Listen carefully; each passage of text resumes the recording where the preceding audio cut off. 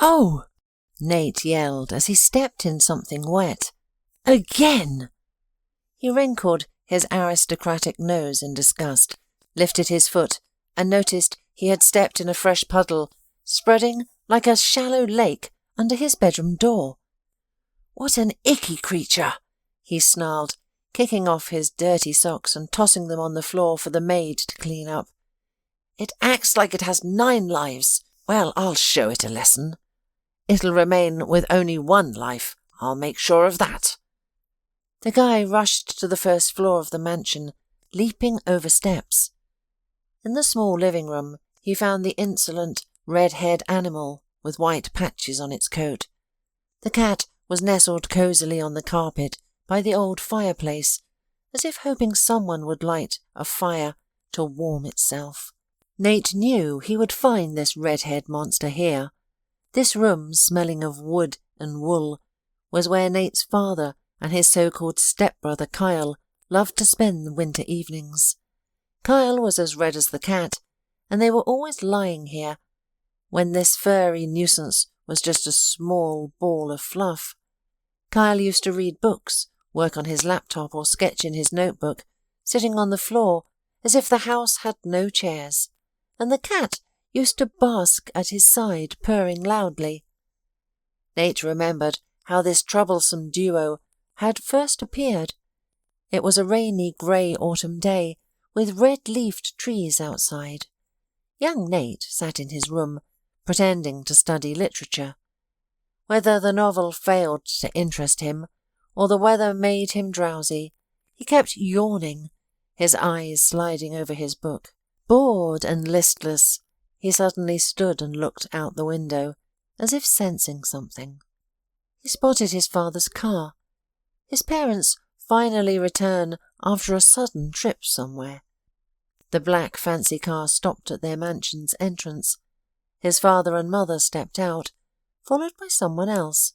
His mother helped a small, puny figure climb out. Nate pressed his palms against the cold glass, straining to see more, but the evening darkness denied him a clear view. Abandoning his lesson, the boy ran out to meet his parents. He froze in the hallway as he watched his mother helping another boy remove his coat. She spoke to him in her soft, cooing voice. "You'll have your own room, Kyle." Lorraine smiled at the child. "It's on the 2nd floor. We haven't had an opportunity to renovate it yet. It was meant for guests, but I think that's even better. You can decorate it to your taste.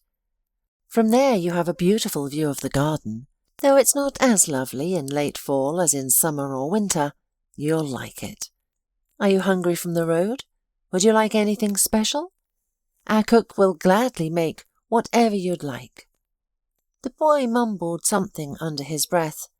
The man and woman exchanged meaningful glances over his head, sharing some private understanding. Nate, lurking in the distance, studied the guest. The child seemed strange to him, entirely different from his friends. Yet the boy reminded Nate of someone vaguely, but who? He was thin, pale, with huge eyes. His forehead, visibly beneath unkempt red bangs, bore a reddish scar with jagged edges. Nate immediately wanted to touch it, to know where it came from, though he was even more curious about where the boy himself had come from. The answer came quickly. Noticing his son, Donovan, his father, made an inviting gesture. The boy was afraid of his father, who was a strict man, and he immediately approached his parents. Dad's palm, which seemed heavy and huge to the children, rested on his thin shoulder and pulled him closer. "Nate, meet Kyle. He'll be our son now, and your brother. Mum and I got custody of him." "What do you mean, a brother?" the boy gasped, hating the idea. He knew a couple of friends who had siblings. Nothing good came of it. They had to share their parents' attention, gifts, toys, rooms, everything. Paul Bergin said when he grew up he would get nothing. His father's company would go to his older brother. Nate had been raised from childhood knowing he was his father's heir, the future of their family. He thought he was some kind of prince. And now what? Share the throne with some ragamuffin? Oh, no. It should be said that although Nate's parents tried to raise him properly, and they loved him dearly, he was still a very spoiled boy. Being as smart as his father, the boy understood how life worked from an early age. By 4, the boy had grasped the art of manipulation. Though he hadn't yet understood its essence, he intuitively recognized the connection between his actions and people's reactions, and began to exploit it. He loved the advantages this brought. He could evoke pity, pretend to be sick or tired to get what he wanted. His favourite dessert, watching cartoons, skipping school. This worked with his mother, nanny and teachers, but never with his father. Still, that was enough for the boy. As he grew older, Nate learned to make friends through his authority, family influence and even money. He gave lavish gifts and hosted spectacular birthday parties. Nate made sure everyone knew that being his friend was a coveted privilege. He craved being the centre of attention and saw himself as the centre of the universe. He certainly didn't want that to change. But now his familiar, comfortable world, where everything existed for him alone, was crumbling before his eyes. Nate hated it. Where did you get him from? Did you buy him? Couldn't you have gotten someone prettier? His forehead is strange, the child snapped, forgetting his manners. And he himself is strange. Nate, his father's voice rose. What are you doing? He gripped the child's shoulder firmly, showing his disapproval. Lorraine, however, quickly diffused the tension, explaining, We took Kyle from the orphanage. He had been living there since he lost his mum. Lost? Let him find her. Where did she go? Did she leave him? Nate fired off questions. Hearing this, the boy hunched further into himself. Nate noticed he was clutching something to his chest beneath his jacket. No, Nate, Kyle's mum didn't leave him. She was very ill, Lorraine explained, gently stroking the boy's hair to comfort him. But she loved him very much. That's why she made sure we found him. Nate didn't like his mother's behaviour either. An unfamiliar feeling stirred in his chest. Jealousy. He had never even let anyone touch his favourite toy car. And now his parents would have to share their attention. How could this be happening? Nate opened his mouth to say something cruel, something that would hurt this intruder. But suddenly, Kyle's expression changed. His eyes widened. He gasped in surprise, then offered a timid smile. He looked up at Lorraine. He's awake. Tom. Really? Lorraine brightened, bending down to the boy's level. Let's take him to the kitchen for something to eat. Does he like milk? We'll buy him proper food later. The boy nodded and unzipped his sweater. Nate finally saw what his new brother had been hiding. A kitten pressed against his chest, as scruffy as its owner. A ginger thing with a crooked nose and messy fur. What a freak, Nate pronounced his judgment. And I have my own pony. His name is Peanut, and he's very handsome. Kyle looked confused, while Nate's father fixed his son with a stern look. Nate, go to your room. We need to have a serious talk, the man declared. Only then did Nate realize he had gone too far. Serious talks with his father never ended well. His father was patient, yet everything had its limits. The boy looked hopefully at his mother, expecting her usual protection from his father's lectures. But she had already wrapped an arm around Kyle and was leading him toward the kitchen, smiling and scratching the stray ginger kitten's ears, entirely ignoring her own son. Nate saw this as nothing less than betrayal. His father led him to the nursery and closed the door, To Nate's surprise, he didn't yell or scold. Instead, he gave his son a weary, stern look. "I'm asking you to be more tolerant and kind. You're not little anymore. You need to understand. You're fortunate, Nate, though you don't realize how much. You were born into a wealthy family where you wanted for nothing, where we fulfilled your every whim. Now, I think that was our mistake.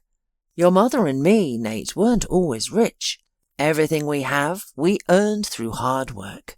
That's why we, having missed out on childhood joys ourselves, were stunned by your arrival. We wanted to give you what we never had, a happy, comfortable, beautiful childhood. That's what your mother especially wanted." The man fell silent. Nate couldn't read his father's thoughts as he frowned pensively.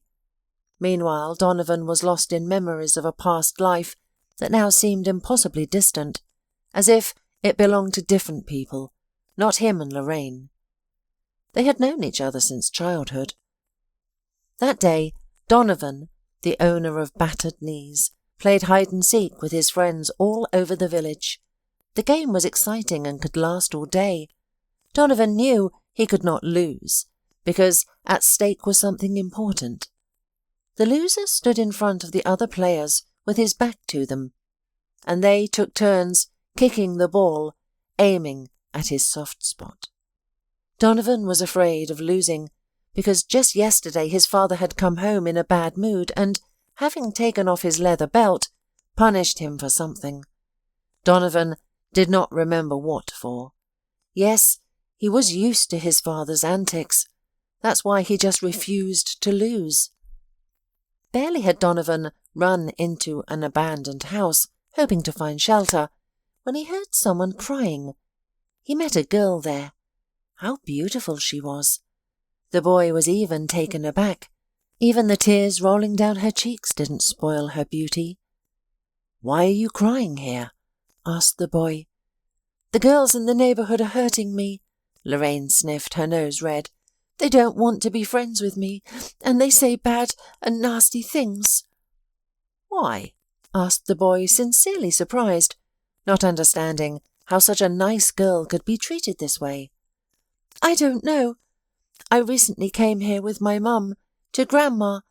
I wanted so much to find friends, but nobody likes me. I brought them some cookies my mum recommended. They said they were filthy and disgusting, and then they trampled them with their feet. But we worked so hard to bake them. Even Grandma helped, though it's hard for her to stand on her feet, and she's lying down more and more.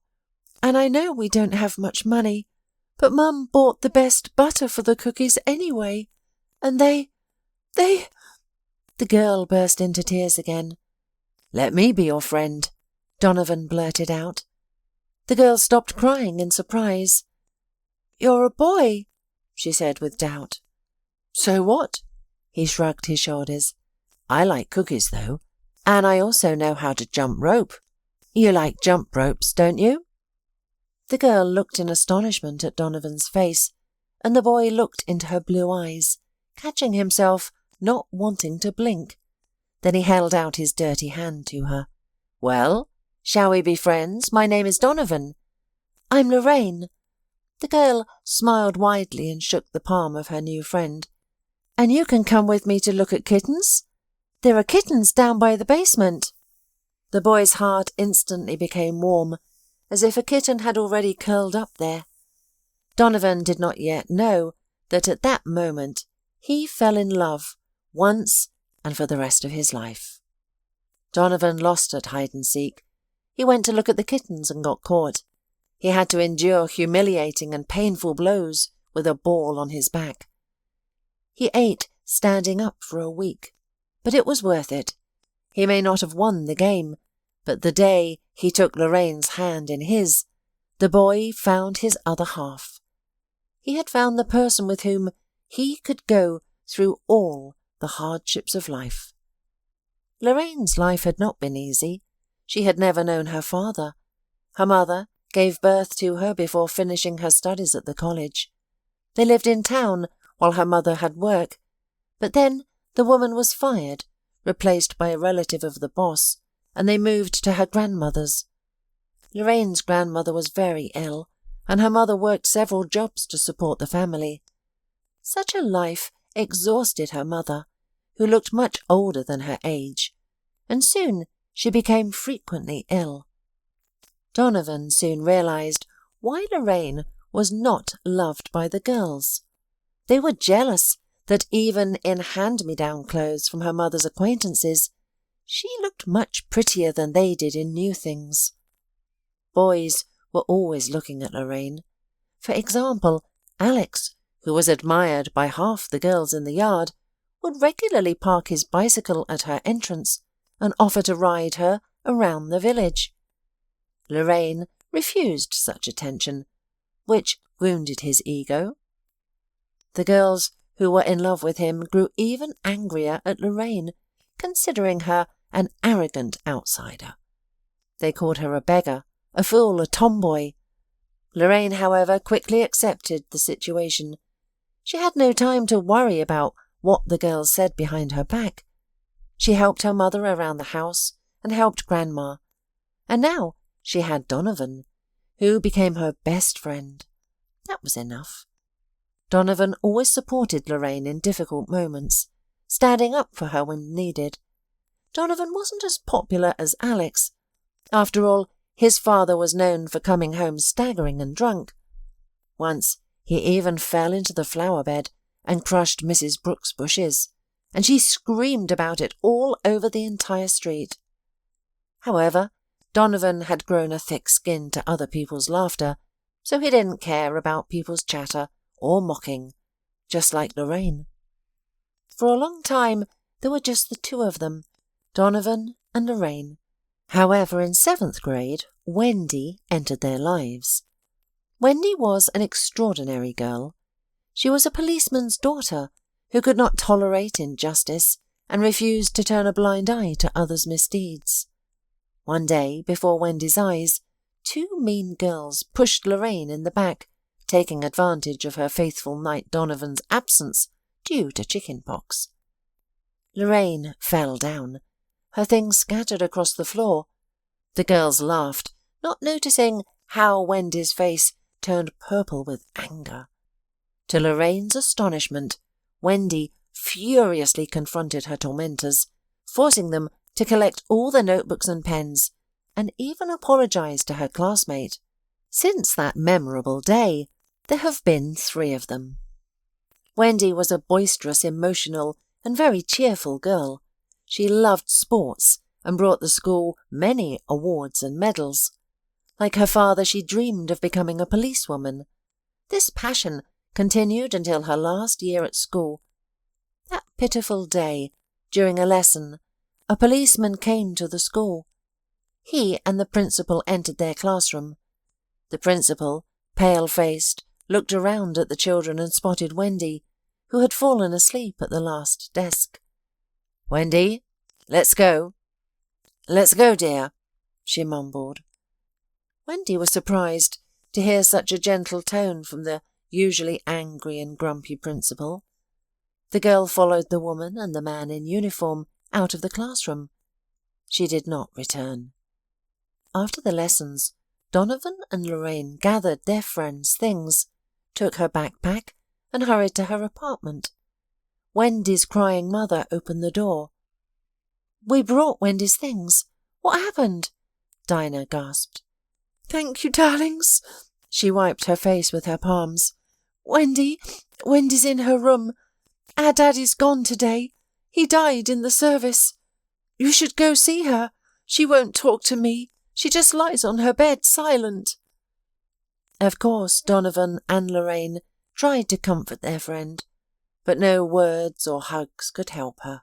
Wendy idolized her father. He was her hero, her role model. It was as if she had lost everything she believed in. When Donovan and Lorraine, devastated, left their classmate's house, Lorraine sat down on a bench and whispered, "But you know, Donovan, I was so jealous of her sometimes, that she had a good family, a father, a beautiful mum. Now I'm ashamed."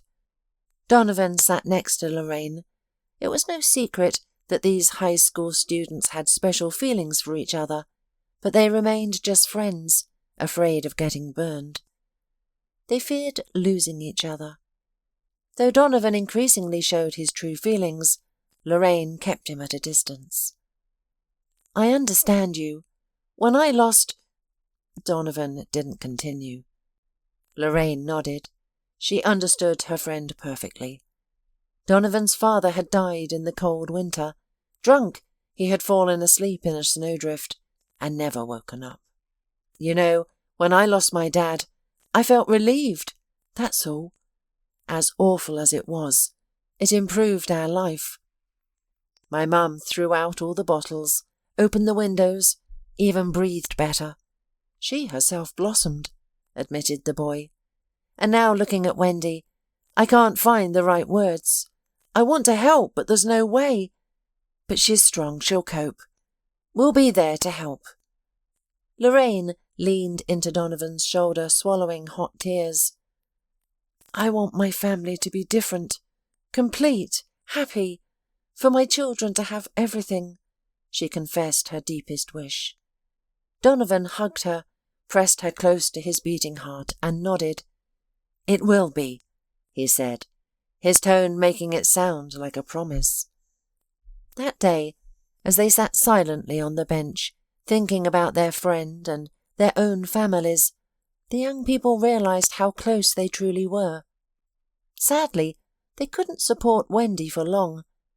After her husband's death, her mother took her daughter and returned to their hometown, not even letting her finish her last year of school. For some time, the young people still corresponded. In one of her last letters, Wendy confessed to Donovan what she was ashamed of. "I was madly in love with you. I knew that you loved Lorraine. Everyone knew and saw it. And I also knew that Lorraine was too kind and wonderful. So I did the meanest thing. I told her how I felt about you, knowing she wouldn't date you to avoid hurting me. Now I'm filled with guilt. I think you two are meant for each other, though I love you very much. I hope you will be happy." After that, Wendy stopped answering her friend's letters. Donovan gave up first, while Lorraine continued writing to her friend for much longer. She even invited Wendy to their wedding 5 years later. Lorraine searched for her friend on social networks when more years had passed, but unsuccessfully. And recently, Wendy found her on her own. The woman wrote to Lorraine, saying that she had only a short time left. She was ill and worried about her son, who would be left alone. "I have no one else to ask for help," Wendy confessed in hurried, choppy handwriting. "I realize how selfish it is to let you know about me only now. I know that you and Donovan are married. I read about you in the newspaper. You have your own business, a young son, a beautiful home. Maybe there's a corner in it for Kyle. Of course, I'm doing a bad thing by relying on your kindness, Lorraine, but I can't do otherwise. Kyle never knew his father. My husband died when he was still a baby, and now my little boy is going to lose his mother. I'm afraid for him, Lorraine. I beg you to save my boy." Lorraine cried as she read her school friend's letter. Sadly, the letter had taken too long to reach her, and she and Donovan couldn't say goodbye to Wendy. When they learned about their friend's final days, they were horrified. Their lives had taken such different paths. Donovan and Lorraine had attended the same economics college and started dating. After graduation, Donovan served in the army while Lorraine waited for him, and then they got married. Despite losing loved ones, they stayed together, building a successful trading company from scratch. Wendy, who had once shown such promise, seemed to have lost her way. She gave up her dream of becoming a police officer because her mother protested. "What are you doing? Do you want to end up like your father?" she scolded. Instead, Wendy enrolled in history, but she struggled to stay interested. As her mother cycled through relationships, Wendy grew weary and moved in with a friend. She began living recklessly, dropped out of school, and took a job as a waitress at a nightclub. There she met Eric, a DJ. Though not a bad person, after their wedding he developed a gambling problem and fell into debt. They would fight and separate, only to reconcile again. Wendy, still in love, forgave his mistakes and borrowed money to cover his debts, hoping he would change. When Wendy gave birth to Kyle, Eric disappeared for months before being found dead. While police ruled it an accident, Wendy suspected it was related to his debts. By then, everyone had distanced themselves. Her friends, her mother, and her stepfather. Wendy hadn't repaid her borrowed money, surviving on benefits while trying to work and care for her child. Things improved briefly when Kyle started attending kindergarten, but the peace didn't last. After a few quiet years, Wendy received a terminal diagnosis. That's when she wrote to her last remaining friends. They found Kyle in an orphanage, where he had been living for over a month. Upon hearing their names, he immediately brightened. "Mum often talked about you. Mum said you were real friends. She dreamed I would have friends like you," he told the couple. Kyle left the orphanage with Tom, a kitten he'd rescued from a dog attack during his first days there. The staff had given him a box and permission to care for the kitten in the yard, believing it would help him adjust. Donovan and Lorraine decided to take both Kyle and his furry companion. Besides, the couple liked Kyle very much. He turned out to be a calm, gentle, and thoughtful child. He was polite, grateful, and kind. Now, sitting in his son's room, Donovan reflected on everything and realized they'd made mistakes in their parenting. Their attempts to be perfect parents had resulted in Nate becoming spoiled and difficult, something that became especially apparent in contrast to Kyle. Kyle has endured more than most adults could bear, and he's still just a child, the man said, meeting his son's eyes. But I see he's still a good boy. I want you two to get along. Try to be a real brother to him, okay? He needs our support right now. He needs a family, and understand that his arrival won't change our relationship with you. Mum and I love you more than life itself. It's just that Kyle may need a little more of our attention now, including yours." Nate was furious. He wanted to stomp his feet, wave his arms, and throw a tantrum. But while he could get away with that in front of the nanny, his father would never tolerate such behaviour. "All right," said the cunning child, deciding he would deal with his brother another way, stealthily. "I'll help him. I'll show him the playroom." Dad smiled, believing his son. He ruffled Nate's hair. "Thank you. That's mature of you," he praised. "I'm proud of you." When his father left, the boy glanced at the shelf of books.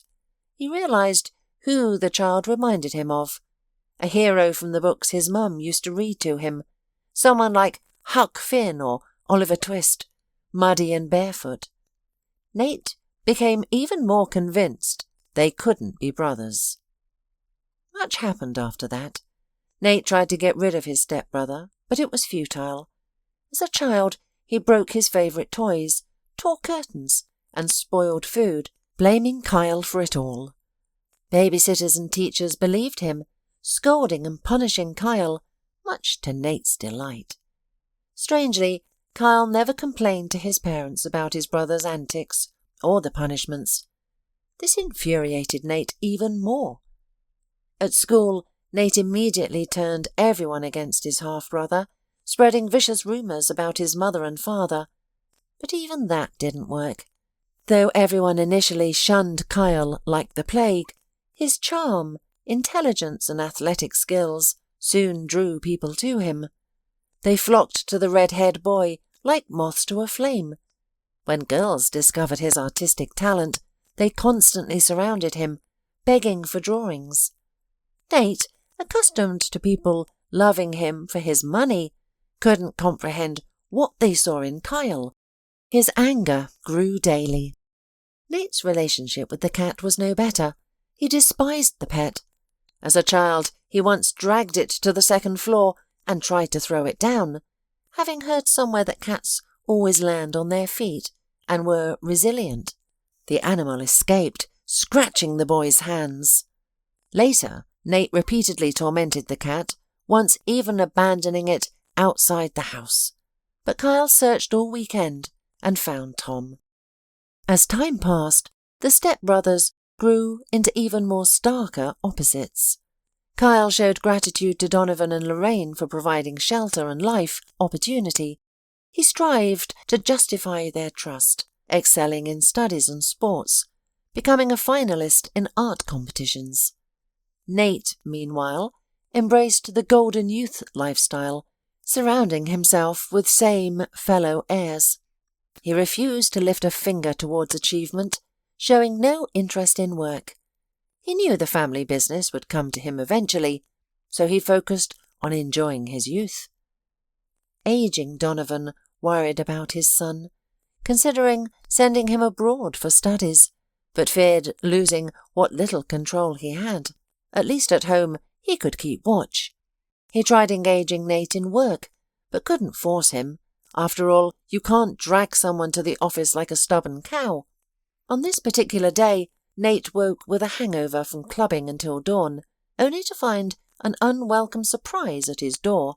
Whenever the cat misbehaved, whether urinating in his slippers, clawing his belongings, or scratching him, it always ran to Kyle for protection. But Kyle wasn't home now, having left for an artists' competition in the capital, and Nate was going to get revenge on the cat. "I'll shave you bald," he hissed, narrowing his eyes as he approached the cat. But before reaching the pet, he heard a sound nearby.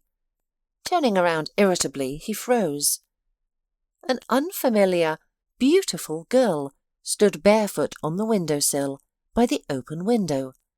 Her blonde curls were gathered in a ponytail, though a few springs had escaped, framing her delicate features. Her blue eyes held a dreamy gaze, her full lips curved in a sensual Cupid's bow. A beauty mark graced her right cheek, just like Marilyn Monroe's. Nate whistled, forgetting the cat, much to its relief. "Oh my goodness, who are you?" he whispered, and noticed the rag in her hands and cleaning supplies on the windowsill. "A maid? I've never seen you before." The girl nodded in embarrassment and hurriedly climbed down from the windowsill. "Hello, my name is Amelia. I got a job a while ago." "You're still so young," he remarked. "Why do you have to clean other people's houses?" "I'm in my 3rd year at the college. It's vacation time, so I decided to get a part-time job. At first I wanted to waitress at a restaurant, but the place was already taken. But your mother, Mrs. Slater, was having dinner there that day, so she invited me to join you." "It's a sin for a pretty girl like you to work as a cleaner," Nate grinned, shoving his hands into his pockets. "Can't your parents buy you new dresses so you can enjoy college life?" "I don't have parents. I lived in an orphanage," the girl admitted, looking away. "So that's it. Well, yes, that's the way of my parents. They adore hiding some orphan under their wings. You can ask my stepbrother," hummed the young man. The girl looked at him with genuine bewilderment. Something stirred in the guy's soul. First of all, he liked her. So innocent, naive, no makeup, but still beautiful. Not like the girls he'd gotten used to.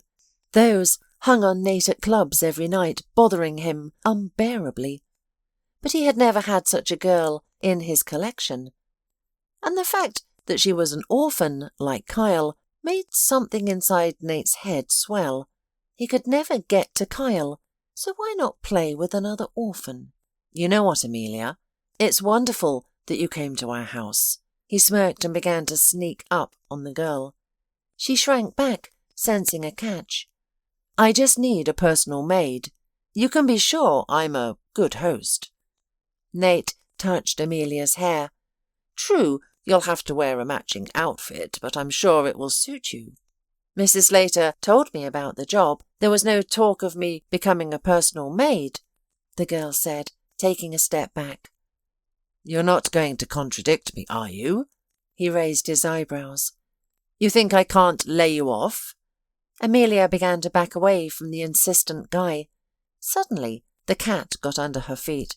The girl shrieked, her hands flailing as she tried to keep her balance. But she couldn't hold on and fell to the floor. She yelped at the pain in her tailbone, but immediately forgot about it when she heard the cracking and ringing. She had hit the huge vase that adorned the living room. It was now nothing but porcelain shards. Oh, that's too bad. The young man clucked his tongue as he looked at the shards. My mother adored that thing. It was given to her by our Chinese partner, who was wealthy, and it's worth as much as the wing of a jetliner. What era was that vase from? Sung dynasty, Ming, Qin, I don't even remember. It was an accident, Amelia wailed fearfully. She relentlessly tried to connect the shards with her trembling fingers, as if it made sense. Hey, don't worry so much. The young man appeared immediately. I'll help.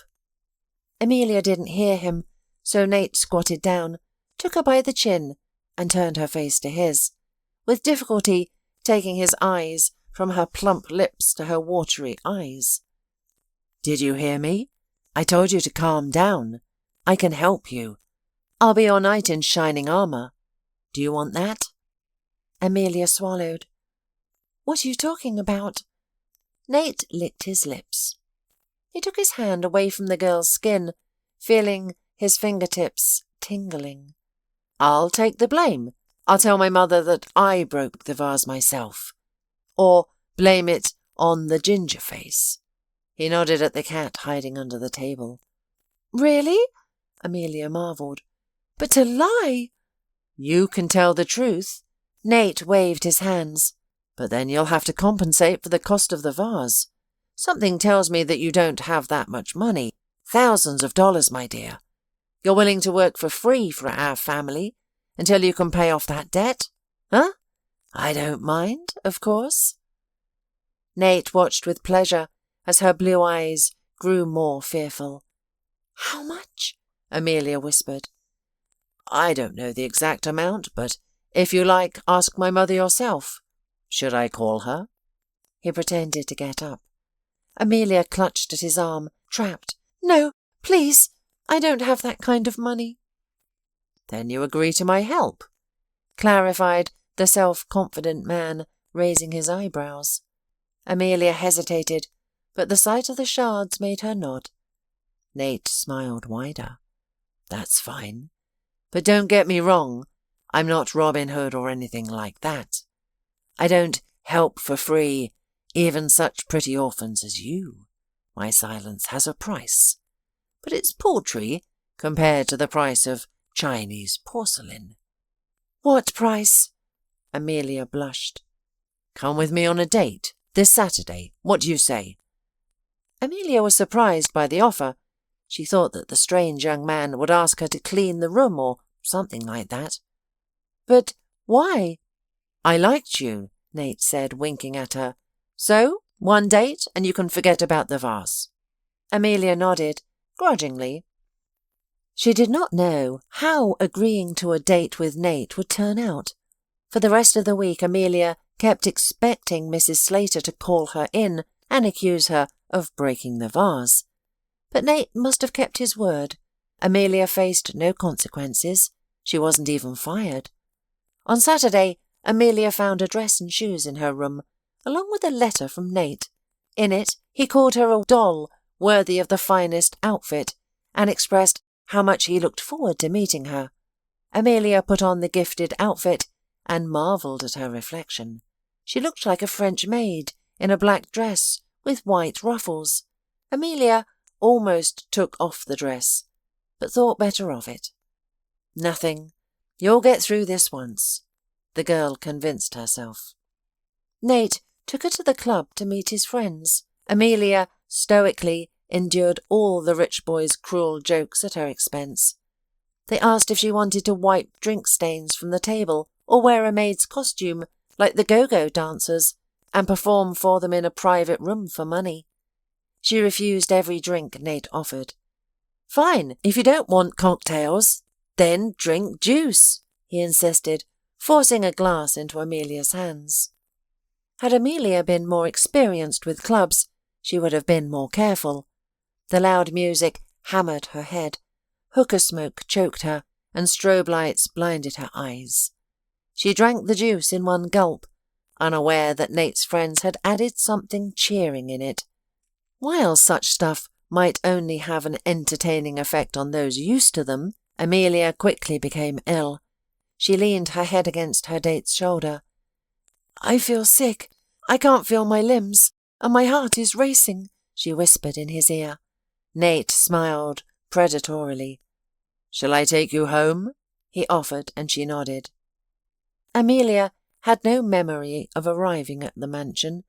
Inside was silent. Lorraine and Donovan had left for a business meeting, and all the staff were away for the weekend. She and Nate were alone. He pulled her into the living room without bothering to turn on the lights. In her dazed state, Amelia didn't immediately realize Nate had started kissing her and putting his hands where they shouldn't be. She pushed him away with unsteady hands, stumbling backward. "What are you doing?" "Ending our date," he drawled. "What did you expect? A Chinese vase is worth just one night at the club? No, sweetheart, you'll have to do better than that. Didn't you realize?" Amelia shook her head as nausea overwhelmed her. "No, no," she whispered. "Don't you understand? I'm tired of playing games with you. Any girl at the club would have been happy to leave with me, but I chose you." He unzipped his fly. "Come on, pay up." Amelia, barely comprehending what was happening, began to cry. Suddenly Tom appeared and hissed at Nate. "Furry trash!" Nate shouted, kicking the cat. "Get out!" He moved toward Amelia again, but then came a click as the living room flooded with light. Nate blinked, wrinkling his nose. He didn't notice his brother at first. "What the hell is going on here?" Kyle demanded, looking from the sobbing girl to his stepbrother. "You're the last thing I need." Nate rolled his eyes. "What? Want to join in? Sorry, not today." "Nate, I've tolerated enough, but you've crossed the line," Kyle said. "Button your pants and go sleep it off." "How dare you talk to me like that?" Nate sneered. "You're nothing here. Don't you get it? This house is mine. It was never yours. Yours here is just dirt under your fingernails." "You have no right to order me around." Kyle fixed his stepbrother with an icy stare. "I'm not ordering you around. I'm giving you sound advice out of kindness. You've lived with me all this time but never understood. I don't care about what you value. Money, fake friends, all that nonsense you love. Keep it. I want none of it, but I won't let you destroy anything else.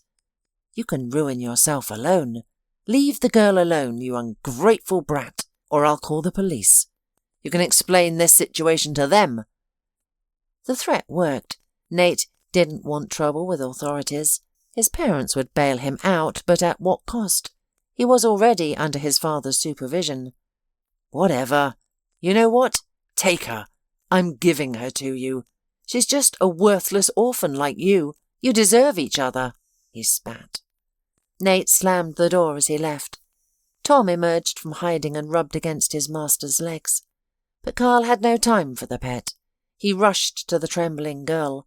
"Are you all right? What happened?" Gently, careful not to frighten her, he draped a plaid blanket from the sofa over her shoulders. She looked up, and Kyle caught his breath. He recognized her instantly. Those flaxen curls, cornflower blue eyes, the large mole they'd teased her about in the orphanage, calling it a fly on her cheek. "Amelia!" Kyle gasped. Amelia tried to focus, felt too ill. Kyle spent the whole night beside the girl, worrying about her and providing a basin when she needed. He kept reaching for the phone, considering calling an ambulance, but feared getting his parents involved. By morning, Amelia was feeling better. She finally saw the face of her saviour, red-haired with a scar on his forehead.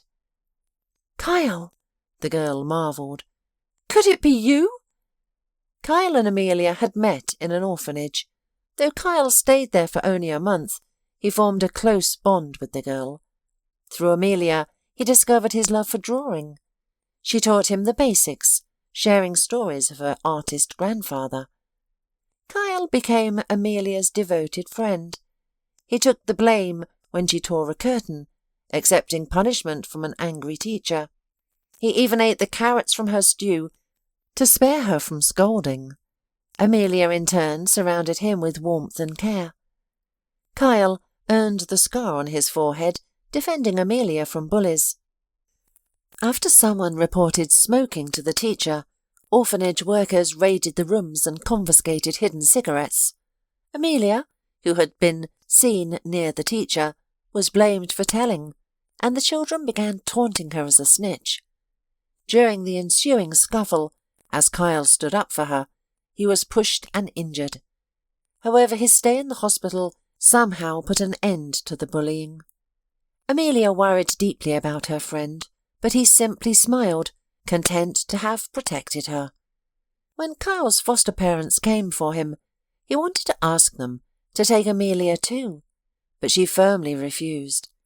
"Don't you dare! What if they change their mind about taking you? Be good and obedient. You'd better ask them to take Tom. I can't protect him from the older boys," she insisted. Kyle followed her wishes, though thoughts of Amelia haunted him afterward. Her face would sometimes appear in his artwork. Despite trying to find Amelia when he grew up, he couldn't locate her. And now they found themselves in the same house. Kyle knew he wouldn't let her go this time. When he found out what had happened to her, he became angry. "That vase is worthless," he told Amelia. "Nate always does this. He broke things as a child and blamed others or made them feel guilty, but he won't get away with it anymore. Don't fight over me." She shook her head. "I just want to forget about it." Though Kyle was furious, Amelia looked at his faded scar and knew that revenge wasn't worth it. She was simply happy to have found her childhood friend again. It seemed Nate would escape consequences, but he didn't suspect that Kyle hadn't forgiven him. While Kyle could forgive his brother's mistreatment of himself and tried to understand his feelings, he couldn't tolerate anyone hurting those close to him. Being the kind, sensitive man he was, Kyle wouldn't resort to violence or upset his foster parents, who loved even their difficult son. Instead, he devised a plan and involved his father. Donovan summoned Nate to his office and delivered the news. "I'm giving control of the business to someone more worthy, who has proven himself. To Kyle. You'll receive a modest sum, enough for a year. You can spend it, invest it in stocks or business, whatever you choose, but I'm done babysitting you." Nate was stunned, first disbelieving, then shocked. All his life he'd expected a bright future, but suddenly his world darkened. After that conversation, sitting alone in his room, Nate heard a knock on the door. It was Kyle. "I don't want the trading company. You know I'm interested in art," Kyle said. "I can help you, but you'll need to prove to Father that you're worthy to be his heir." "Why should I trust you?" Nate snapped. "Because we're brothers," Kyle grinned. "Whether you like it or not." Kyle extended his hand. After hesitating, Nate took it. Their first brotherly handshake. Better late than never. Change didn't come quickly for Nate, but he worked on himself with his family's support. Eventually, he developed a genuine interest in business, becoming first Donovan's right-hand man and later inheriting the company. His parents' joy only grew when he found a wonderful bride. Amelia and Kyle married a few years later. He became an artist and gallery owner, while Amelia helped manage exhibitions and discover young talents worldwide. Though Kyle and Nate never became best friends, they remained brothers, whether they liked it or not. And brothers know how to forgive, support, and give chances. Many chances, if needed.